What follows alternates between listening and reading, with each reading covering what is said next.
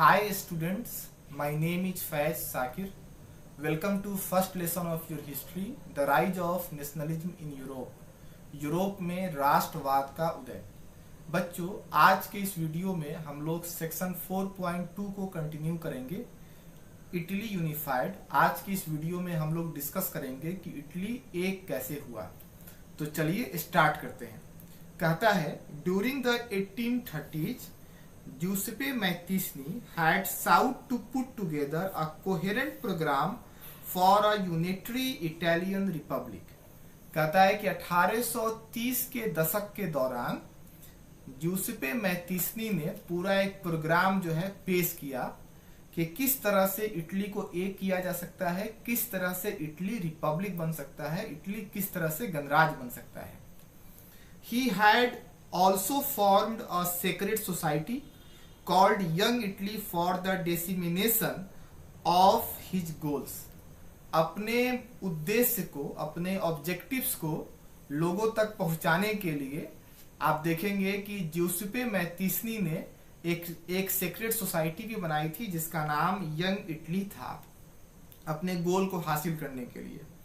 The failure of the revolutionary uprisings both in 1831 and 1848 meant that the mantle now fell on Sardinia Piedmont under its ruler Victor Emmanuel II, King Victor Emmanuel II, to unify the Italian states through war। कहता है कि जब 1831 में और 1848 में जब क्रांतिकारियों का प्रयास जब असफल हो गया, उसके बाद जो है इटली को एक करने की जिम्मेदारी सर्डिनिया पिडमॉन्ट के राजा विक्टर इमैनुअल सेकंड पर आ गया कि वह जो है जंग के माध्यम से इटली को एक करे। In the eyes of the ruling elites of this region a unified Italy offered them the possibility of economic development and political dominance. कहता है कि इटली का जो अरिस्टोक्रेट तबका जो था, जो बहुत ज्यादा अमीर तबका था, उसको ऐसा लगता था कि अगर इटली एक हो जाएगा तो उससे जो है इकोनॉमिक डेवलपमेंट की पॉसिबिलिटी जो है वो बढ़ जाएगी और जो है उनका जो है डोमिनेंस जो है पॉलिटिकल डोमिनेंस में भी इजाफा होगा। Chief minister Cavour who led the movement to unify the regions of Italy was neither a revolutionary nor a democrat। कहता है क्या, इटली को एक करने के लिए जो आंदोलन चलाया गया उसको लीड किया सर्डिनिया पिडमॉन्ट के चीफ मिनिस्टर कैवोर ने, लेकिन कैवोर जो है वह ना ही एक क्रांतिकारी थे और ना ही एक डेमोक्रेट थे। यानी कहने का मतलब डेमोक्रेसी में भी उनका किसी भी तरह का कोई बिलीफ नहीं था। Like many other wealthy and educated members of the Italian elite, he spoke French much better than he did Italian। कहता है क्या कि इटली का जो अमीर तबका जो था, जो पढ़ा लिखा जो अमीर तबका जो था, आप देखेंगे कि कैवोर भी जो है उसी तरह के थे। वह जो है फ्रेंच, वह जो है इटालियन लैंग्वेज से बेहतर जो है फ्रेंच बोला करते थे। Through a tactful diplomatic alliance with France engineered by Cavour, Sardinia Piedmont succeeded in defeating the Austrian forces in 1859। कहता है क्या कि आप देखेंगे कि कैवोर ने फ्रांस के साथ दोस्ती की। अलायंस का मतलब दोस्ती होता है, गठबंधन होता है, दोस्ती की। और आप देखेंगे कि फ्रांस के साथ मिलकर सर्डिनिया पिडमॉन्ट ने यानी कैवोर ने ऑस्ट्रियन फोर्सेस को 1859 में हरा दिया। Apart from regular troops, a large number of armed volunteers under the leadership of Giuseppe Garibaldi joined the fray.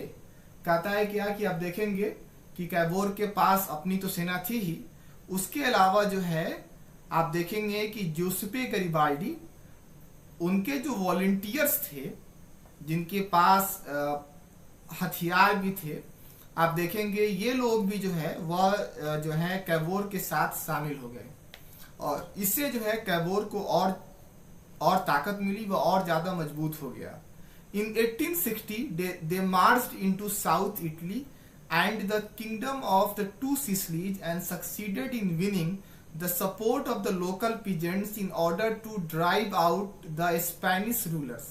कहता है कि 1860 में ये लोग साउथ इटली के तरफ इन्होंने रुख किया और वहां पर लोकल किसानों का समर्थन ये जीतने में सफल रहे और उनके समर्थन से ही किंगडम ऑफ टू सिसिलीज को आप देखेंगे कि जो है इन्होंने जो है हरा दिया और जो स्पेनिश रूलर्स जो थे उनको जो है उन्होंने भगा दिया और इस तरह से आप देखेंगे कि इटली जो है वह एक हो जाता है। In 1861, Victor Emmanuel II was proclaimed King of United Italy और कहता है कि 1861 में सेड्रिनिया पिडमॉन्ट के जो राजा थे विक्टर इमैनुअल II उनको यूनाइटेड इटली का बादशाह, यूनाइटेड इटली का राजा घोषित किया जाता है। However, much of the Italian population, among whom rates of illiteracy was very high, remained blissfully unaware of liberal nationalist ideology। कहता है कि हालांकि इटली की जो आबादी जो थी उसमें आप देखेंगे कि मैक्सिमम लोग जो है वह इलिटरेट थे, ज्यादा पढ़े लिखे नहीं थे, तो वह जो है लिबरल नेशनलिस्ट आइडियोलॉजी के बारे में उनको कोई जानकारी भी नहीं थी। The peasant masses who had supported Garibaldi in southern Italy had never heard of Italia. कहता है कि आप देखेंगे कि साउथ इटली में किसानों ने गरीबाल्डी को जो सपोर्ट किया था बड़ी संख्या में, उन्होंने कभी इटालिया शब्द जो है वह सुना भी नहीं था। एंड बिलीव्ड ला टैलिया, और वह हमेशा ला टैलिया में बिलीव करते थे। वाज विक्टर इमैनुअल्स वाइफ, जो कि विक्टर इमैनुअल की वाइफ का भी नाम था। तो आज के इस वीडियो में हमने पढ़ा कि इटली जो है वह एक कैसे हुआ। मैंने आपको बताया कि 1830s में 1830 के दशक में ज्यूसेपे मैतीसनी ने पूरा एक प्रोग्राम जो है लोगों के सामने पेश किया कि किस तरह से इटली को एक किया जा सकता है। उसके अलावा इटली को एक करने के लिए मैतीसनी ने एक सीक्रेट सोसाइटी भी बनाई थी जिसका नाम यंग इटली था। फिर कहता है कि 1831 और 1848 में जब क्रांतिकारियों का रिवॉल्ट जब फेल हो गया तो उसके बाद इटली को एक करने की जिम्मेदारी जो है वह सेड्रिनिया पिडमॉन्ट के राजा विक्टर इमैनुअल II पर आ गया। मैंने आपको बताया था कि जो है इटली जो है वह 7 हिस्सों में बटा हुआ था। सिर्फ एक हिस्से पर ही जो है वह इटली का राजघराना रूल करता था जिसका नाम सेड्रिनिया पिडमॉन्ट था। नॉर्थ पर ऑस्ट्रियन हैब्सबर्ग एम्पायर रूल करता था, सेंटर में पोप रूल करते थे और साउथ में जो है बॉर्बन किंग्स ऑफ स्पेन।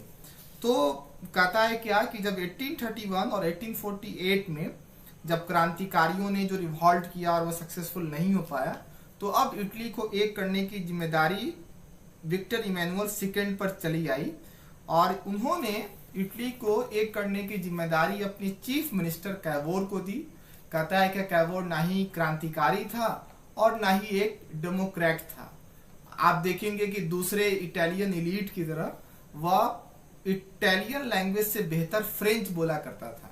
अब उसने एक कैसे किया तो यहाँ पर बता रहा है कि उसने फ्रांस के साथ दोस्ती की, मतलब कैवोर ने फ्रांस के साथ दोस्ती की और 1859 में आप देखेंगे कि फ्रांस के साथ मिलकर सेड्रिनिया पिडमॉन्ट ने ऑस्ट्रियन फोर्सेस को हरा दिया।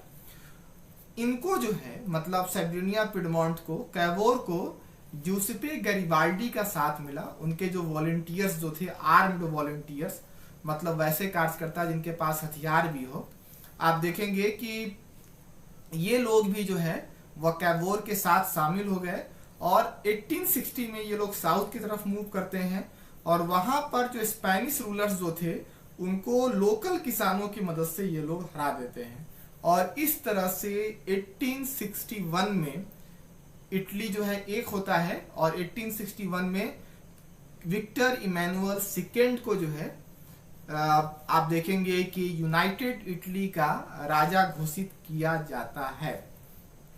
कहता है कि हालांकि जो इटालियन पॉपुलेशन जो थी आप देखेंगे कि उसमें मैक्सिमम लोग जो है वह ज़्यादा पढ़े लिखे नहीं थे, वह लिबरल नेशनलिस्ट आइडियोलॉजी के बारे में उनको ज़्यादा जानकारी भी नहीं थी। मैक्सिमम किसानों ने, जिन्होंने साउदर्न इटली में गरिबाल्डी को सपोर्ट किया था, उन्होंने हमेशा उन्होंने कभी इटालिया सुना भी नहीं था, वह लाटेलिया में बिलीव करते थे, मतलब सात इटली, जो कि विक्टर इमैनुअल सेकेंड के वाइफ का भी नाम था। तो आप देखेंगे कि इटली जो है वह एक होता है, और जो है ये बहुत इंपॉर्टेंट है। तो यहाँ पर एक बार आप देख लीजिए कि 1859 में फ्रांस के साथ मिलकर कैवोर्ड ने ऑस्ट्रियन फोर्सेस को हरा दिया। 1860 में जूसेपे गरिबाल्डी के सेना के साथ मिलकर ये लोग साउथ इटली में जाते हैं और वहां पर किसानों की मदद से स्पेनिश रूलर्स को हरा देते हैं, और इस तरह से इटली एक होता है। और 1861 में जो है विक्टर इमैनुअल सेकेंड को यूनाइटेड इटली का किंग बनाया जाता है। तो उम्मीद है कि आज मैंने जो आपको पढ़ाया है वो समझ में आया होगा, इंफॉर्मेटिव लगा होगा। आप जब भी पढ़ें तो कृपया आप लोग किताब लेकर पढ़ें। किताब से आप पढ़ेंगे, लाइन बाय लाइन आपको हम पढ़ा रहे हैं, तो किताब से पढ़ेंगे तो और अच्छे तरीके से समझ में आपको आएगा। अगले वीडियो में हम लोग पढ़ेंगे कि ब्रिटेन जो है वह नेशन स्टेट कैसे बना। बहुत ही इंपॉर्टेंट टॉपिक है 4.3। अगले वीडियो में हम लोग इसको कंटिन्यू करेंगे। तब तक आप अपना ख्याल रखें, स्वस्थ रहें, खुश रहें। That's all, thank you.